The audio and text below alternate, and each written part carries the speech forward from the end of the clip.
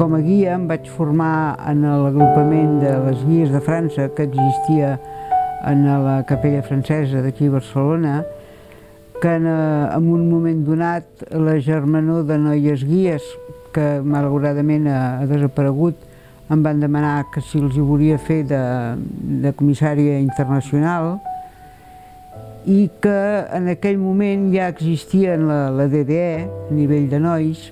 i s'estava gestant des de la base, però absolutament des de la base, la necessitat de que sortís un moviment paral·lel.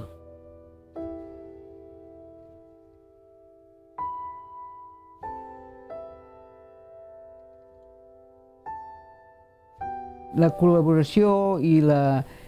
el canvi d'experiències i de vivències amb els minyons doncs es va fer molt més fluida. Tant va ser així, que t'estic parlant del 68, doncs que el 77, amb el Josep Maria Martorell, que llavors era el comissari general, doncs vam veure que era absurd anar continuant separadament a la mateixa casa, amb els mateixos agrupaments, moltes vegades que convivien en els mateixos caus, i vaig dir, va, Josep Maria, hem de fer el pas, hem de fer el pas a la coeducació. Però jo posaré una condició, i és que tots els càrrecs han de ser compartits i dobles, perquè si no, de mica en mica, les dones es quedaran a casa i els homes seran els caps d'agrupament i els nois seran els caps d'unitat, i de tant en tant sí que hi haurà una cap de caravel·les o de no sé què, però no, això no pot ser. I això es va aprovar estatutàriament i n'estic molt satisfeta d'això, molt, molt, molt.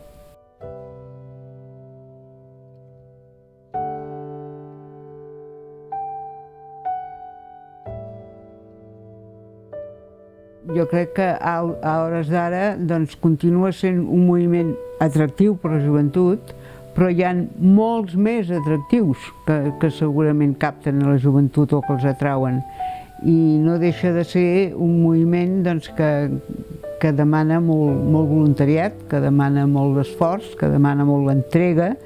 i, per tant, que demana un compromís, i no tota la joventut està disposada a entregar-se i a donar aquestes hores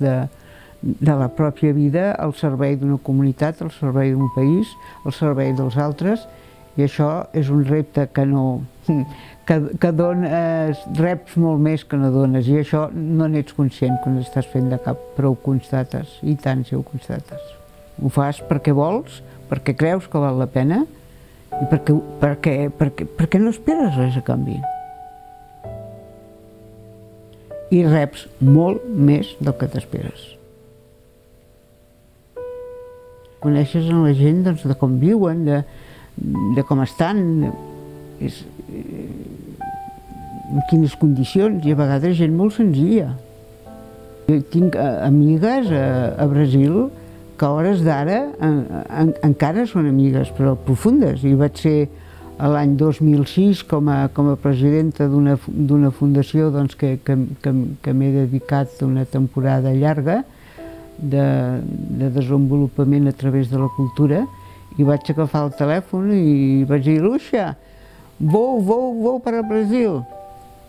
tem você um lugar para mim? Claro, Dona Rosa, onde vai ficar se não em casa? Ja està.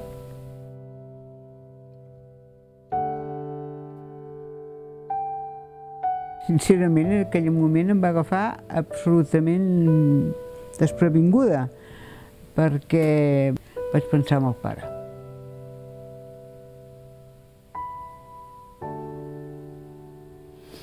Perquè encara que no l'he conegut, el porto dintre,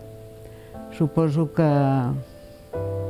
aquest sentit de país i de servei al país l'he heredat. Som dos germans, l'altre que viu, que és el Ramon, i jo, que som els que més polítics hem sortit. I només puc donar-los les gràcies. Donar-los les gràcies, i especialment al comissariat, i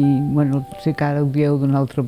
manera, però per mi és el comissariat general i a tots els responsables pedagògics d'haver tingut aquest reconeixement a una persona que en el fons no em coneixíeu, o que em veu conèixer arrel d'aquella trobada de caps, arrel de l'Assemblea General, i haver tingut aquest reconeixement a posteriori d'una feina feta és molt d'agrair, i que jo els diria a ells que tant de bo el dia de demà se'ls reconeixi la feina feta. Val la pena treballar pels altres.